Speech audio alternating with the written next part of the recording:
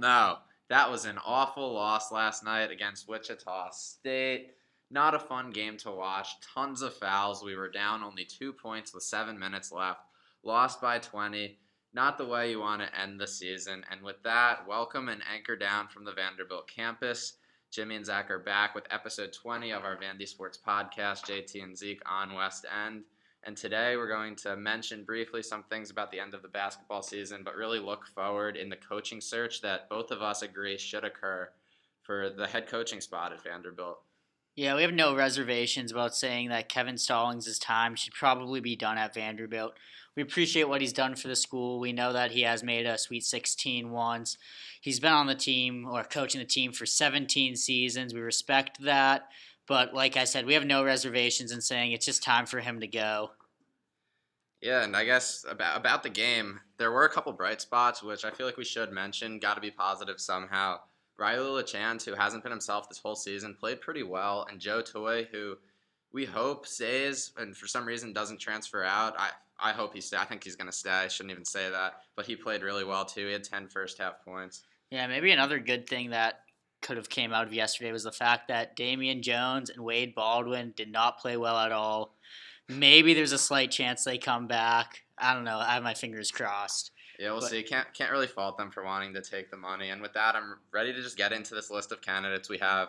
And one thing I want to say about it is there are a lot of really good candidates that we would not be upset about Vanderbilt hiring. This could be a really exciting time for our team. Yeah, like you said, so many good candidates. We're a pretty good program. A lot of them will at least consider the job offer.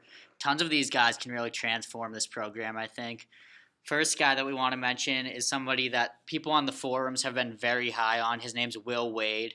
Yeah, he's currently the VCU coach. Before that, he coached at Chattanooga for a couple seasons. And interesting thing about him is he's from Nashville, and he was an assistant at Harvard.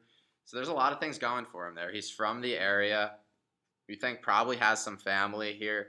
Had the academic background coaching at Harvard, going after kids who can also make it in the classroom, not only on the court. Seems like a guy who makes sense, and he's only 33 years old. Yeah, I like that a ton. The one question is whether or not he'd actually be willing to take the job offer. In my opinion, if Vandy is his dream job, then he'll take it. Otherwise, it's a pretty lateral move going from VCU to Vandy. VCU is a 10 seed in the tourney right now. A lot of people have them making a run, and just in the past few years, they've been playing extremely well. It's a top mid-major program. It's kind of hard to see somebody going from VCU to Vandy, especially with the amount of money he's making and the fact that he's only been there for 1 year. It'd be a bit strange to leave after one season. Yeah, getting these mid-major coaches isn't as easy as it might seem. The one thing we have going for us with him is he is from Nashville. Gotta hope the ties to the area could sway him, but he could be like Shaka Smart. Stayed at VCU a year or two longer than some people thought he should or thought he would, and he waited, he was patient, and he got the Texas job, which we're not going to lie, is a bigger and better job than coaching at Vanderbilt. So hopefully his goal isn't that, and if his goal is to coach at Vanderbilt, he'd be a guy, defense-first coach. It'd be exciting to watch. Yeah, definitely should be one of our first options. Second guy we want to talk about is Brad Underwood. He's a SF Austin coach. I know SF Austin isn't the biggest team, or not too much of a big-time team, but he has almost a 90% win percentage there. He is 52 years old, so somewhat on the older end, but he could still have 15 good years. They're in the Southland Conference, SF Austin. He's in his third season there. He played at Kansas State, has beaten VCU. I mean, they always make the tournament. He's a great option. I guess people would say about him is it is a really, really bad conference. I wouldn't be surprised if you haven't heard of any of the schools in the conference, but you can't ignore the winning. You want a winner. You want a guy who can win. He is 52, like Jimmy said, but that is not incredibly old when it comes to head coaches. If you look at some of the guys like Roy Williams, Tom Izzo even getting up in the years. Guys coach until they're 70. He was 88-13, 53-1 in conference. That's insane. 98 winning percentage in conference. No matter what kind of competition you're playing, it would be exciting to bring in a guy who knows how to win like that. Yeah, but he's been the Southland Coach of the Year all of his seasons there, and if we do want him, we should easily be able to get him. He only makes $347,000 a year. We can multiply that by 5 easily. He'd be coming to Nashville, which is a much better location, better conference, team with much higher potential. I think he's definitely an option, maybe not number one, but one of the top options, I'd say. Yeah, I'd say he's the top option that I would be really confident that we could get if we wanted to. I think you call him, he says yes. It's a huge step up. His pay probably multiplies by at least 5 right off the bat, just going from Stephen F. Austin to Vanderbilt. Like we said, he's a winner. And the next guy we want to talk about, the Valpo coach, Valparaiso, Bryce Drew. What do you have Yeah, to say about him? so Bryce Drew. Valpo is in Indiana, if you did not know. Maybe not the most ideal location, so moving to Nashville would be an upgrade.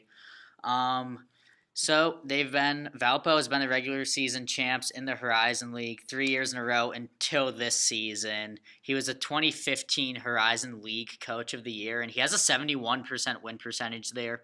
So like Underwood, he's a winner. He's a champion. Obviously, not winning 90% like Brad Underwood at SF Austin, but there's also a slightly better conference. Also, Much better conference, I would say. It's like Detroit, even though we beat them by 50, they're one of the teams that comes from the conference. Wright State, Youngstown State, at least these are schools you recognize the name of, Oakland University. yeah, and in his 4 seasons there, or I guess 5 now, he's made the tourney twice. That's about as often as Vandy makes it. And he's doing so with a lot less talent. And his coaching career has only been at Valpo. He was I'm not sure if Jimmy said this, he was the 16th overall pick in the NBA draft. He played for the Rockets, Bulls, Hornets, and then he played in Italy, played in Spain, and then he joined Valpo as an assistant in 2005, moved up to associate head coach 1 season later, and has been the head coach since 2011. Yep. Seems like a guy who's just waiting for a job like this to open up. I'm not as confident we could get him as in a guy like Underwood, but he's a guy who's at least doesn't have the winning percentage Underwood has, but he's played against better competition. Yeah, and he's only 41 years old, which is a pretty ideal age. You could get 25 good years out of the guy. He could be a Vanderbilt legend if he comes. He only makes, at least if this number is accurate, $286,000 a year. That's nothing. We can multiply that one by 8 or 10. Yeah, easily offer him like what Stallings makes 2 to 3. He could, Yeah. Even though he hasn't coached here before, you give him a mil, it would multiply it by almost 4 what he makes right now.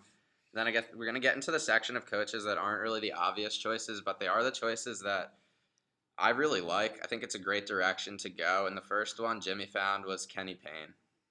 Yeah, so Kenny Payne's been the assistant coach at Kentucky the past few seasons. He makes close to $1 million a year. That speaks volumes about how much they value him there.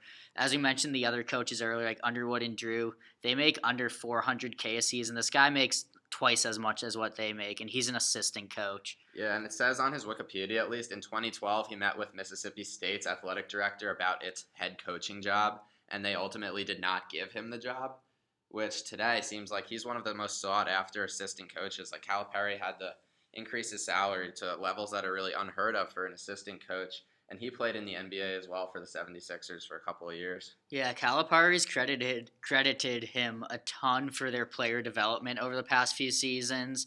I think recruiting. Yeah, and his recruiting. The two huge things in college basketball. A guy who's in the SEC already, that's just a hire that makes sense. I don't know if he's waiting for something bigger, but as an assistant coach, I think it would be really hard to get a job much bigger. Like, an unbiased view, Vandy is definitely a top half of the SEC job. We think they're like an average major conference job. That would be a really good opportunity for this guy. Yeah, I completely agree with that. And I do think he is the kind of guy that has been waiting for the right job to open.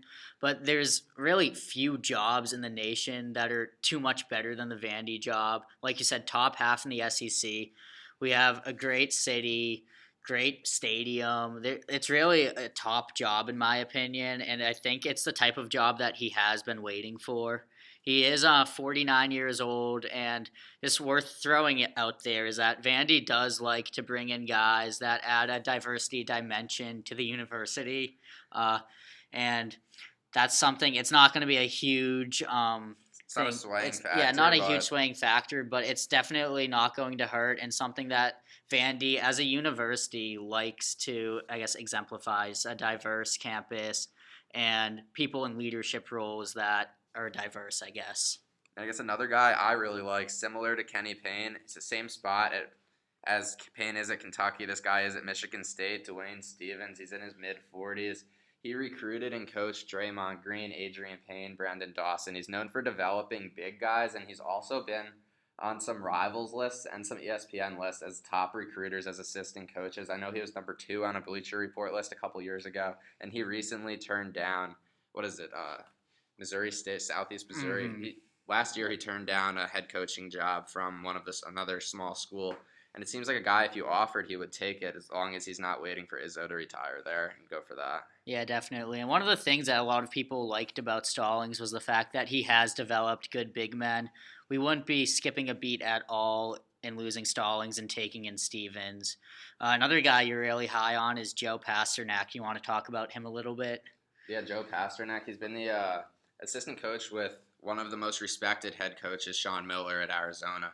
He's been assistant there since 2011. He was assistant at Cal before that, from 2001 to 2007, then took a little bit of a break and was the head coach of a smaller school. But now he's the associate head coach there. He's a guy who's well regarded and a guy that I think small schools are going to be going after this year. And if we don't land one of the top candidates, why not take a shot on this guy? Yeah, and he spent 4 years as a student manager on Indiana's basketball team under Coach Bob Knight, so he definitely knows what a winning franchise looks like. And he's only 38 years old. Mm-hmm. Definitely a great option that nobody really has on their mind, but I hope the Vandy Athletic Department would consider someone like him. Yeah, that's one thing I want to say. Hopefully they're putting in the work. Hopefully it's not just David Williams thinking, oh, who am I going to call? And he knows like a couple guys in the industry that he's going to call and reach out to. Hopefully he does like his homework and looks at these. There's a lot of good options. Like none of these guys I'd really be like, oh man, I really didn't want him if he came here out of the guys we've mentioned so far. And we think besides maybe Wade, we think all of them would come. Mm-hmm. And then one more assistant coach to mention is Curtis Townsend. He's Bill Self's assistant, and he has been at Kansas since 2003. Our ranking had him as the third best assistant in the country in 2014. We're not sure if he's waiting for the right head coaching job, if he wants to stay at Kansas, whether he has the right leadership abilities to be a head coach. But definitely a great option. You probably have a little bit more to add on him. He's known as one of the best recruiters. He's known as maybe the best recruiter as an assistant coach. Bill Self gives him a lot of credit. He's a Filipino-American-born guy. Before he got to Kansas, he was kind of a journeyman. He was assistant at all of these schools at Cal, Eastern Kentucky, Michigan, USC, Miami, and then he's been at Kansas since 2004. He's a guy, if we want to go the assistant route, you can't really complain with him, but it's interesting to see what we're going to do if we're even going to consider these last 4 guys that we've talked about. Mm-hmm. And then one more head coach to add in is Matt McCall. He's the current head coach at UT Chattanooga. It's a good option. So as you all probably know, Will Wade was formerly the coach there, and Will Wade went 22-10 at UT Chattanooga last year. This year under McCall, they went 29-5. McCall, he's only 34 years old, very under the radar guy. He was a student manager on the University of Florida basketball team. Then he moved up to director of basketball operations in 2006, which if you don't remember, that's the season they had Corey Brewer, Joakim Noah, and Al Horford. Won it all. Yep, unbelievable team. Also, he was an assistant under Billy Donovan from I think 2010 or 2011 through 2015. Before he got the job at Chattanooga. Yeah, he's only 34 years old, and they beat some really good teams this year. They beat Georgia, who was solid. They made it to the semis in the SEC tournament, and they beat Dayton, who we lost to. Mm-hmm. This is a guy who everybody would be like, who is that? I'm even surprised that you're able to find him, but it would be a great hire in my opinion. Yeah, and I've listened to a few of his interviews, and what stood out is how humble of a guy he is. It's very different from Stallings. Not that Stallings isn't humble, but this guy, McCall, always deflects all of his accolades to the players. When the team plays well, he gives all of the credit to them. When they don't play well, he takes it upon himself. That's something Stallings isn't really good about, and something that I never was too much of a fan of Stallings for. Yeah, even though I think Stallings loves Vandy, he hasn't really been making the school look great. If you think about it, the one obvious instance to point to is last season when he wanted to kill Wade Baldwin. He said he wanted to kill Wade Baldwin. But in the press conferences, he puts it on the players. That's not something you want to do. Do you think recruits watching that, recruits that see that, they don't want to come here? It doesn't make the school look good. You want to give all of the credit to the players when things go well, and then you want to take some of the heat when things don't go well and own up to it. Yeah, it's just unprofessional of him. So now moving on, we've mentioned a lot of our main coaching candidates. We would like to go over some guys, though, that maybe would be difficult for the average athletic director to think of, but guys that, if we take, could really transform the program. Guys that you almost need an innovative, transformative athletic department to be willing to take in these guys, but they could really do wonders for this university. And so a few of them, or most of them, are former NBA players. The first one that I'd like to mention is Emeka Okafor. This would be awesome. Yeah. Now, just imagine having Emeka Okafor on your sidelines coaching a team. This 6'10" guy, unbelievably qualified too. If you didn't know, he was accepted for the Rhodes Scholarship. He ultimately went to the NBA instead, but as we all know, the Rhodes Scholarship is one of the most elite, prestigious awards you can be given. He went to UConn for his undergraduate degree, but Vanderbilt was one of his top 3 choices. I think it came down to Vandy, UConn, and maybe Arkansas or Mississippi State. Yeah, I think Arkansas. But you got to think that he really liked Vandy, and he chose UConn for obvious reasons. They're so good at basketball. It seems like a smart guy, and just think, if you're a big guy and you have all these small coaches coming in, unathletic-looking guys coming into your house, and you have Emeka Okafor as the duck to get through the door. There's somebody you can relate to. There's somebody who went round 1, pick 2 in the NBA draft. He'd be a great recruiter, and if he's a smart guy, I mean, fans might be opposed to picking a guy who hasn't coached college basketball before, but why not? It would be exciting, at least. It would be something that makes you want to watch the games. It would make casual fans want to follow the team. Yeah, it would put Vandy in the news. He'd be a great recruiter, like you said. He obviously knows the game extremely well. Like, there's no reason to think that his basketball knowledge would be any less than other coaches. It may even be greater. I mean, he's been around the game for so long. This next guy we want to talk about is it might be my favorite option, even though it's very unrealistic. Kenyon Martin. Now, this guy, he's a little bit of a hothead, but he's a guy you want on your team. I mean, if you look up on YouTube, you might find like a video of him punching a guy or two. But he went to Cincinnati. He completed his degree. He has a bachelor's degree. Mm-hmm. He went 1-1 in the draft. He retired after the 2014-2015 season and said he's interested in coaching on the college or NBA level. And although this guy's covered from head to toe in tattoos, you listen to his press conferences, he's a well-spoken guy, and he actually sounds pretty smart. Yeah, so you mentioned he's a hothead.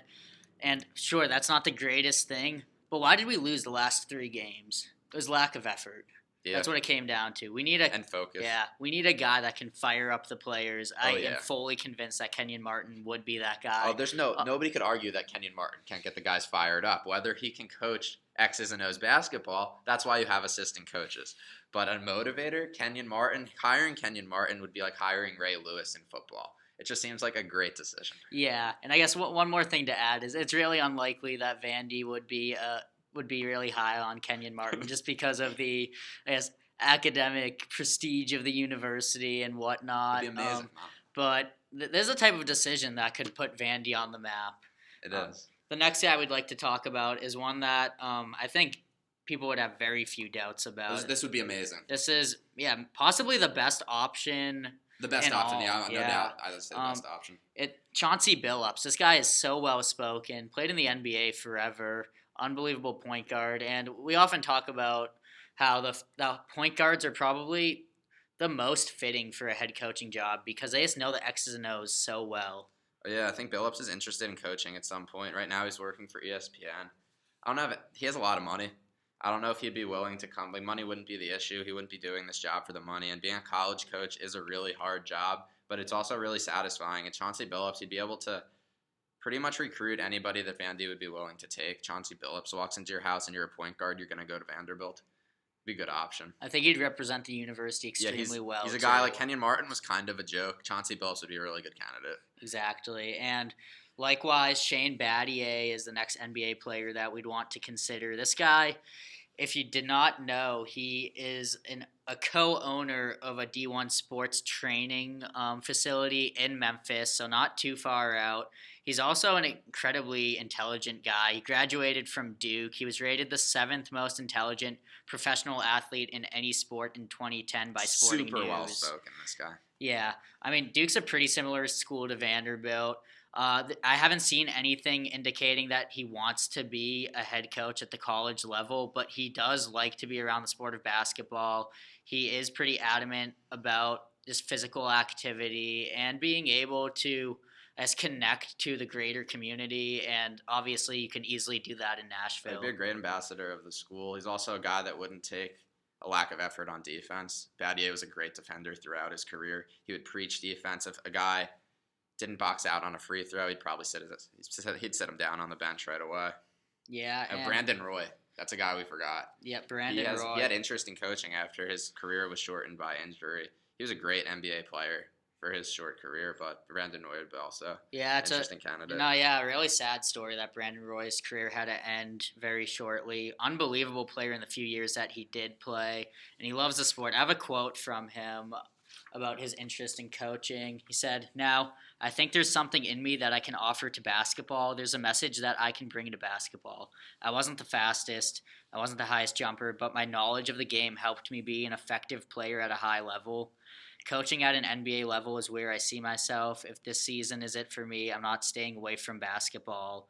I'd want to get in as soon as possible." So, obviously, from that quote, he said he wants to be a coach in the NBA, but the greater message I saw in that is that he wants to be around the sport of basketball. He wants to be a coach. He wants to be a mentor. Obviously, he has a high IQ when it comes to basketball.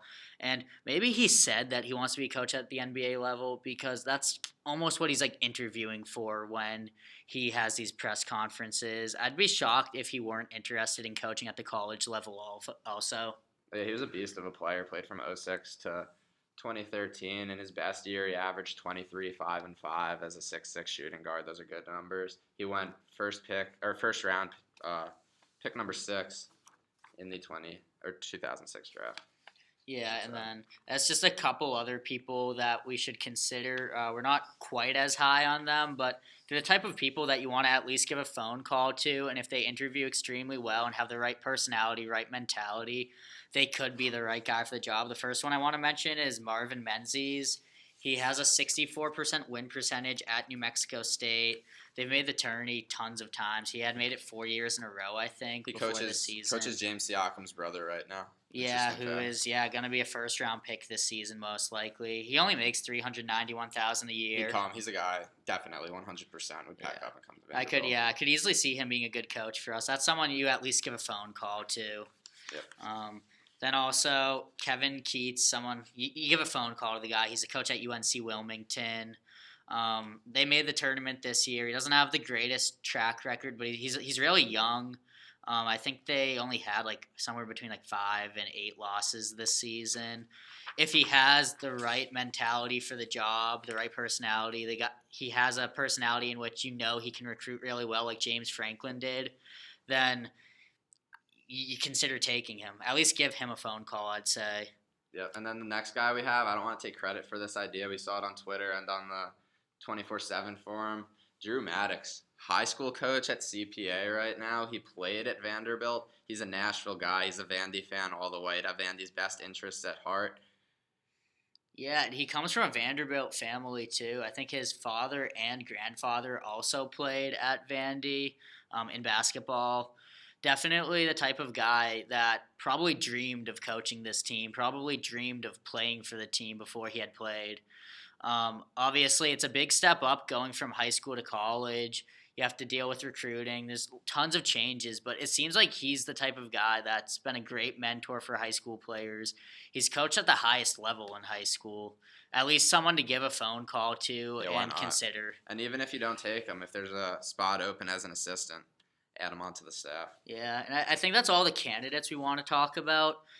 Just in general, though, our big question is, will David Williams think of these guys? Is Vandy's athletic department on top of these things? Are we willing to be innovative, go against the grain? A question that needs to be answered really before we even made this is Kevin Stallings going to get fired? Are they going to ask him to resign? I feel like there's very little chance Vandy comes out and says we fired a guy we had for 17 years. I'd say very good chance Kevin Stallings resigns, or there's been rumors that he might take the St. Louis job because he's from around there. That'd be really weird. Yeah, it's really complicated.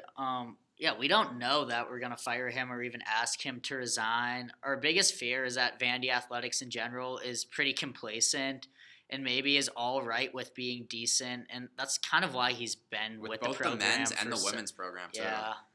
But yeah, that's why he's been with the program for 17 years. We're very hesitant to fire our coaches, it seems like.